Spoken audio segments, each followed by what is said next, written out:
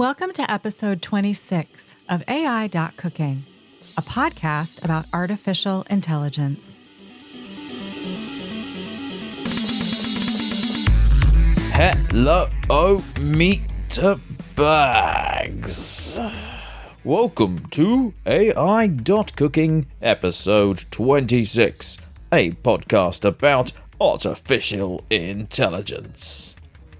I am Gregory William Forsyth Foreman from the Kingdom of Kent, who brings you news about artificial intelligence from the first half of March 2022 and AI Knowledge Corner.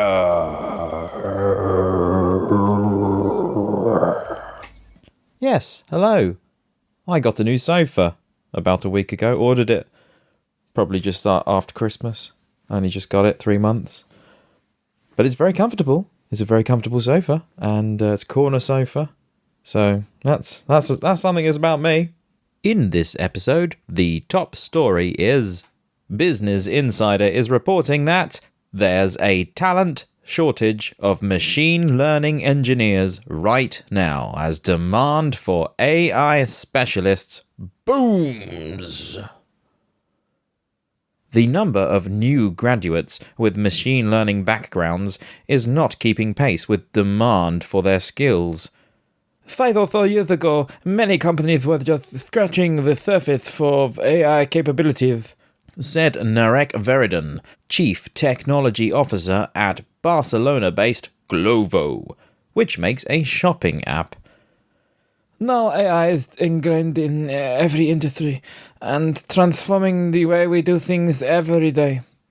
The COVID-19 pandemic disrupted the job market as many firms stopped hiring.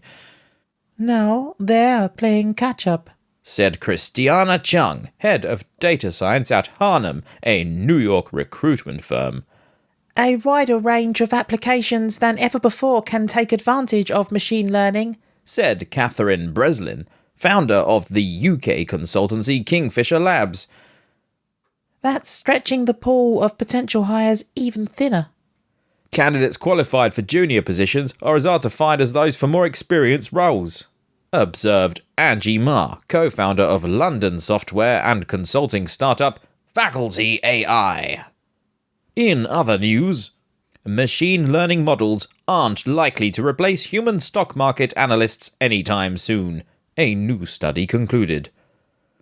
Wojciech Bozinski at University of Cambridge and colleagues at Cambridge and Oxford Brookes University pinpointed key flaws in prior research into models that predict stock market trends.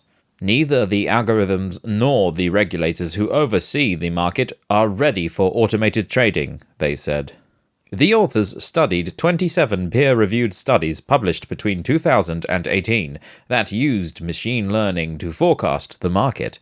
They found patterns that rendered these approaches inadequate as guides to real-world investment. Although investment funds that claim to use AI have garnered attention, so far they've generated mixed results. Sentient Investment Management, a hedge fund that used algorithms to control its trading strategies, started in 2016 and gained 4% the following year. It failed to make money in 2018 and promptly shut down. Rogers AI Global Macro ETF, an AI-driven international fund, launched in 2018 and liquidated its holdings the following year. EcuBot's AI Equity ETF, powered by IBM's Watson, is the closest we have come across to an AI fund success story to date, the authors said. It has consistently underperformed the Standard & Poor's 500, an index of the most valuable US companies. Never knew that S&P stood for Standard & Poor. What is that about? Whatever. If machine learning can make predictions, why can't it predict market activity? A couple of reasons stand out. This paper examines the misalignment between AI research and the likely challenges of real-world development. Moreover, even if an algorithm predicts market dynamics accurately within the short term, it will lose accuracy as its own predictions come to influence sales and purchases. Studying algorithms that make trading decisions has always been a challenge, since traders tend to keep information about successful algorithms to themselves, lest competitors replicate them and dull their edge. Hedge funds that have access to non-public data, for example, specific online chats, have used machine learning with apparent success over years. But those funds haven't published papers that describe their models. Thirdly, Visionguided quadrupedal locomotion in the wild with multimodal delay randomization. A dog doesn't think twice about fetching a tennis ball, but an autonomous robot typically suffers from delays between perception and action. A new machine learning model helped a quadruped robot coordinate its sensors and actuators. Chaiko Sara Imai and colleagues at University of California devised a reinforcement learning method, multimodal delay randomization, or MMDR, that approximates real-world latency in a simulated training environment, enabling engineers to compensate for it. The authors trained their system to compute optimal angles for a simulated robot's joints using the reinforcement learning algorithm proximal policy optimization. The virtual robot traversed uneven virtual ground between box-like obstacles in a pi-bullet simulation. The authors tested a Unitree A1 robot in the real world, comparing MMDR with alternatives they call no delay and frame extract. No delay used only the 4 most recent frames as input. Frame extract was similar to MMDR, but used the initial frames from each of the buffered sequences. MMDR was consistently best in terms of steps travelled through a variety of terrain. There we go, getting closer to traversing the rubberization of the world. And going from quadruped robots to number 4 itself. Who is behind QAnon? Linguistic detectives find fingerprints. Machine learning algorithms may have unmasked the authors behind a sprawling conspiracy that has had a wide-ranging impact on US politics. 2 research teams analyzed social media posts to identify Q, the anonymous figure at the center of US right-wing political movement called QAnon. The New York Times reported. Oh, guys. New York Times. Inspired by Q's claims that US society is run by a satanic cabal, QAnon members have committed acts of violence. Some US politicians have expressed support for the movement. Get me an audition over at ITV News or BBC News or whatever. Look at this. I'm doing this. I'm doing QAnon News. Hey, I would like to say some alleged QAnon members have committed acts of violence, according to sources familiar with the matter. Q posted over 3 years, starting on the website 4chan in October 2017, before migrating later that year to 8chan, which later shut down and relaunched as 8kun. 8kun. Q stopped posting in December 2020. Oh, really? I didn't know that. Oh. Q got. That's before the whole Wuhan flu thing, right? Oh. Well, this is juicy, isn't it? Only on article number 4. And this is some... like what the writing team's done with this one. Swiss text analysis firm Orphanalytics. Orphanalytics. That is capital O, RPH, capital A, NALYTICS. Orphanalytics. Oh, wow, that's some Swiss. Well done, Swiss people, for orphaning analytics. Swiss text analysis firm Orphanalytics clustered Q's posts to track changes in authorship over time. QAnon's claims have been debunked by numerous fact-checkers. Yet, a 2022 survey found that roughly 1 in 5 Americans agreed with at least some of them. Just going to pour a bit of my beer out. Saturday night. I'm allowed, right? And have a sip, obviously. Or a glug.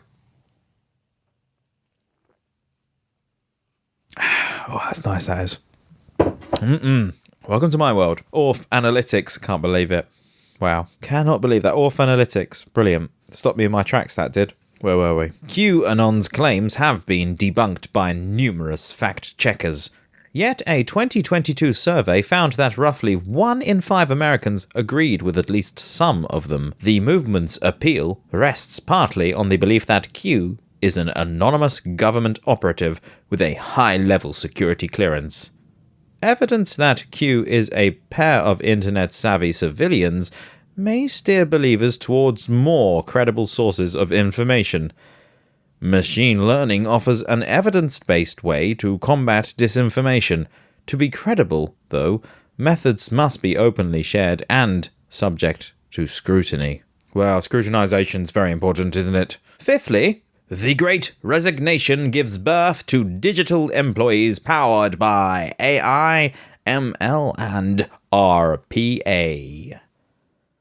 Your next coworker may be an algorithmic teammate with a virtual face. Yay! WorkFusion unveiled a line of AI tools that automate daily business tasks. One thing that sets them apart is the marketing pitch. Each has a fictitious persona, including a name, face, and accompanying live-action video, and professional resume. WorkFusion offers a cadre of 6 systems it touts as virtual teammates. Each is dedicated to a role such as customer service coordinator and performs rote tasks. May that be root tasks, perhaps? I don't know.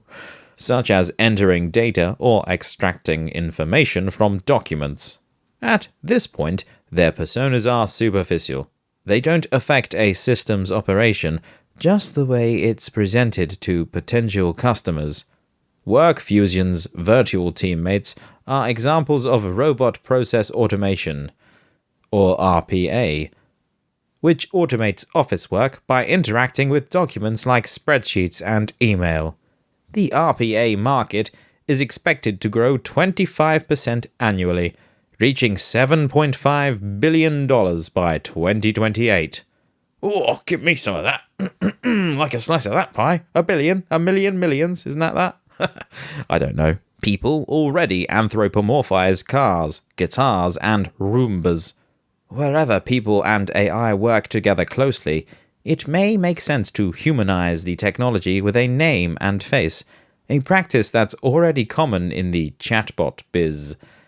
Just watch out for the Uncanny Valley, a creepy realm populated by unsettling, nearly but not quite human avatars.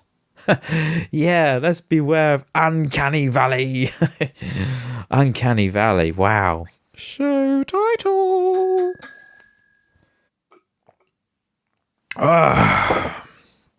Beer. And in our 6th piece of news for this fortnight, we move on to a story that posits that China is poised to become the dominant national power in AI, new research is suggesting. The Brookings Institution, a non-profit public policy think tank, assessed which of 50 countries are best positioned to become AI powerhouses. The analysts examined each country according to 10 data points, including total processing power, number of top supercomputers, private and public investments in AI, and volumes of research publications and patent filings. The US and China are clear leaders. According to the analysis, the US excels in technology, but China's much larger population portends future gains in engineering and research. The analysts ranked France, Germany, Japan, and the UK in the next group.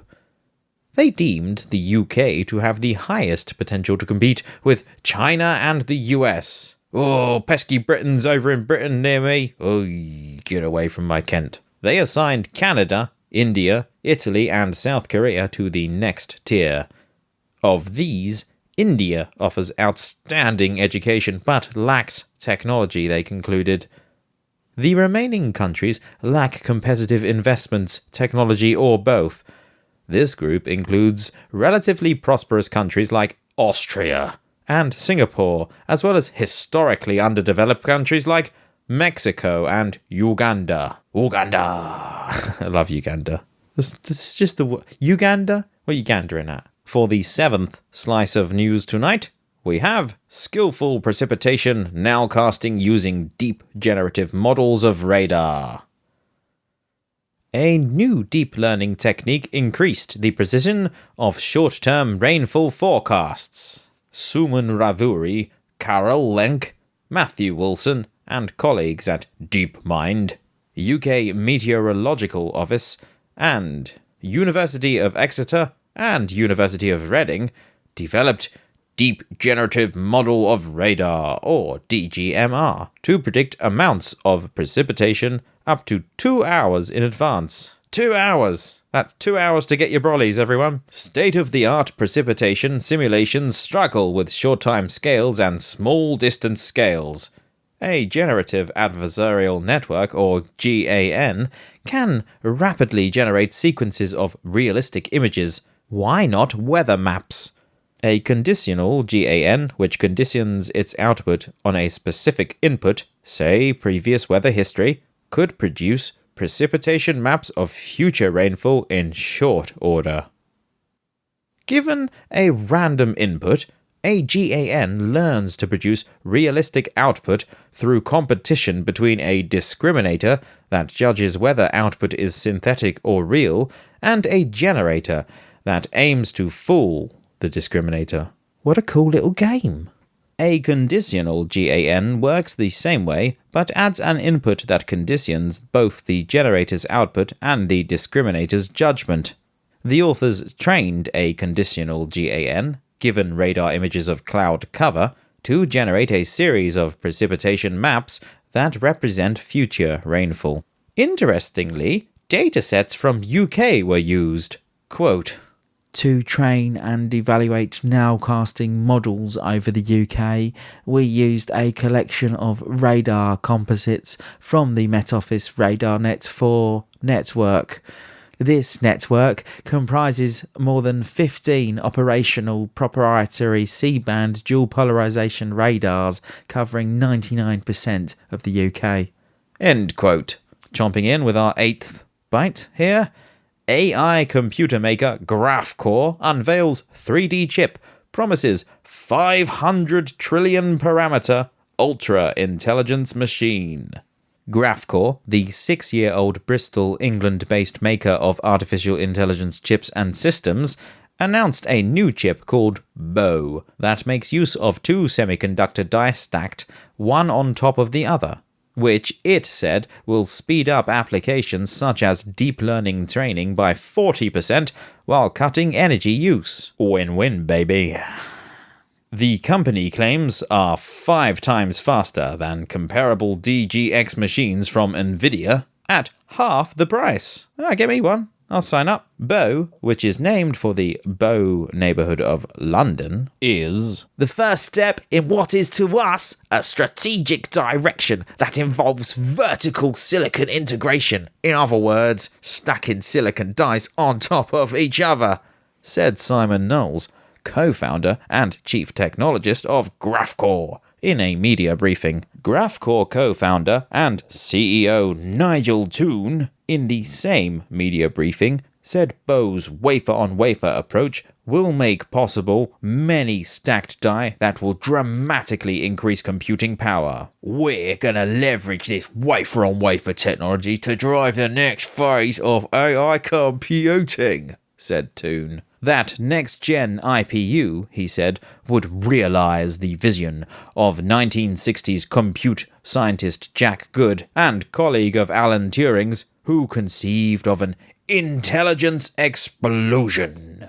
Good was the first person to describe the idea that a computer would be able to exceed the compute capability and the information capacity of a human brain, said Toon.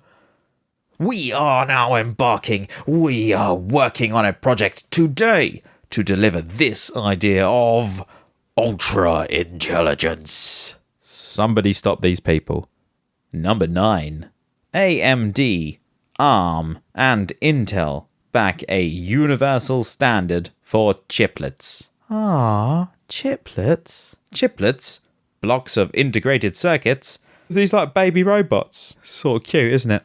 Chiplets, blocks of integrated circuits, are increasingly common in chip design, and some of the tech world's biggest companies want to make them more ubiquitous. Tom's Hardware reports a coalition including AMD, ARM, and Intel has launched a Universal Chiplet Interconnect Express, or UCIe, standard meant to ease die-to-die connections in hardware and software. If all goes well, a designer could mix and match chiplets from different companies to create an ideal system on chip. That sounds like good news for the consumer. For once. Hitting double figures with number 10. Polycoder is an open source AI code generator that researchers claim trumps Codex. Code generation AI. AI systems that can write in different programming languages given a prompt promise to cut development costs while allowing coders to focus on creative, less repetitive tasks. But while research labs like OpenAI and Alphabet-backed DeepMind have developed powerful code-generating AI, many of the most capable systems aren't available in open source. For example, the training data for OpenAI's Codex, which powers GitHub's Copilot feature, hasn't been made publicly available, preventing researchers from fine-tuning the AI model or studying aspects of it, such as interpretability. While GitHub's Copilot is paid-for service, it's amazing to see open-source effort that could offer similar results for free. Yeah, free is nice, isn't it? That's not a prompt for anyone to be donating to this show. I don't even know how you would go about doing that. Maybe, I don't know, send us some Bitcoin, whatever. I don't know. Could be some sats, whatever. Whatever you feel. It's up to you, obviously. It's free. If you like it, I'd like to know that you like it. And if I knew that you like it, then I'd carry on doing it more. I'm still going to do it, whether you like it or not. I'm doing it as long as the writing team is happy. GitHub is now owned by Microsoft, but other companies also work on code-generating artificial intelligences. A growing number of organizations are exploring code-generated AI.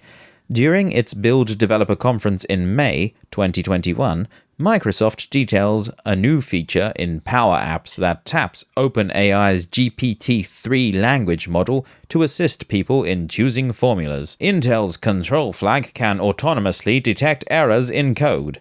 And Facebook's Transcoder converts code from one programming language into another.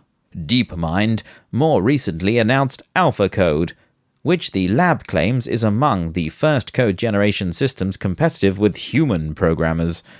In programming competitions hosted on Codeforces, a platform for programming contests, DeepMind says that AlphaCode achieved an average ranking within the top 54.3% across recent contests with more than 5,000 participants. That's not bad, that's getting there, isn't it?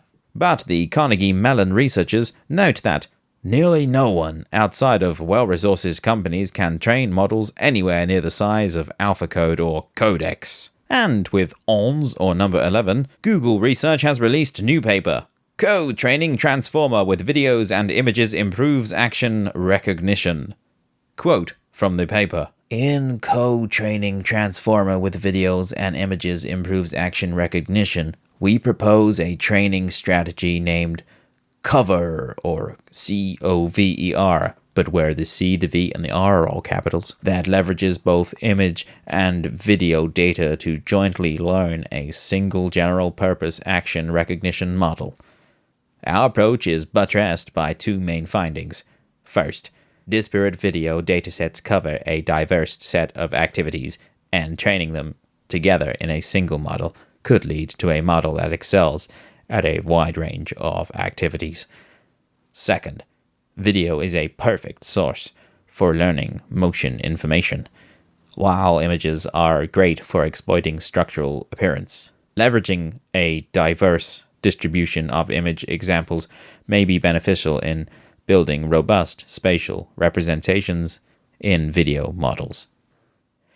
Concretely, Cover first pre-trains the model on an image dataset, and during fine-tuning, it simultaneously trains a single model on multiple video and image datasets to build robust spatial and temporal representations for a general-purpose video understanding model. Yeah, what he said. Alas, bit of news for this week is Adam Curry's pal James Cridland from podnews.net has noticed Google's Area 120 has unveiled a product called Aloud, which automatically dubs videos into multiple languages, rather than the subtitles that happen on current YouTube clips.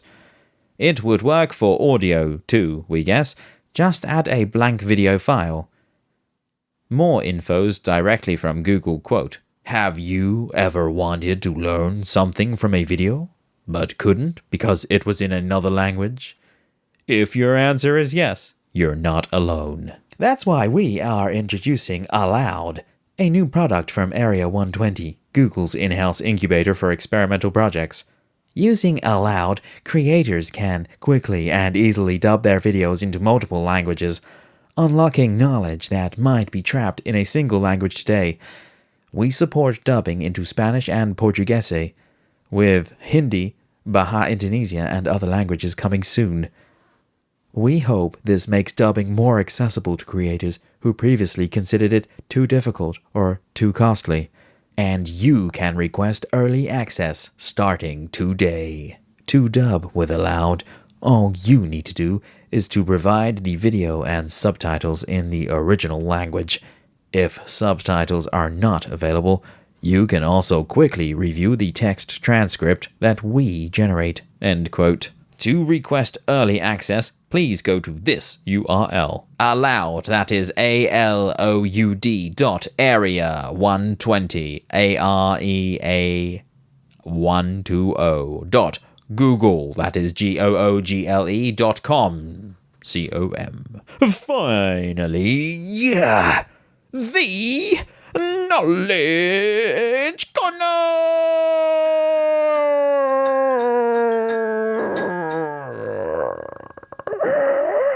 MLops. What does MLops stand for? MLops stands for Machine Learning Operations. MLops is a core function of machine learning engineering, focused on streamlining the process of taking machine learning models to production, and then maintaining and monitoring them. What is the use of MLops? MLops is a set of practices for collaboration and communication between data scientists and operations professionals. Applying these practices increases the quality, simplifies the management process, and automates the deployment of machine learning and deep learning models in large-scale production environments. Is MLOps a data engineer? With MLOps, data engineers can update, test, and validate deployments from a centralized hub, no matter what types of models they are running. MLOps makes model deployment easy. Finally, let's take a look at short description overall what MLOps is. MLOps is a set of practices that aims to deploy and maintain machine learning models in production reliably and efficiently. The word is a compound of machine learning and the continuous development practice of DevOps in the software field. Machine learning models are tested and developed in isolated experimental systems. When an algorithm is ready to be launched, MLOps is practiced between data scientists, DevOps, and machine learning engineers to transition the algorithm to production systems. Similar to DevOps or DataOps approaches, MLOps seeks to increase automation and improve quality of production models, while also focusing on business and regulatory requirements. While LMOps started as a set of best practices, it is slowly evolving into independent approach to ML lifecycle management. MLops applies to entire lifecycle, from integrating with model generation, software development lifecycle, continuous integration / continuous delivery, orchestration, and deployment, to health, diagnostics, governance, and business metrics. In future, we will return to MLOps, as it is similarly important to machine learning like DevOps is important to software in general. But this first glance should suffice for now. Oh, thank heavens for that. And that's it for this episode. Stay safe, clump, and stay dangerous, meatbag.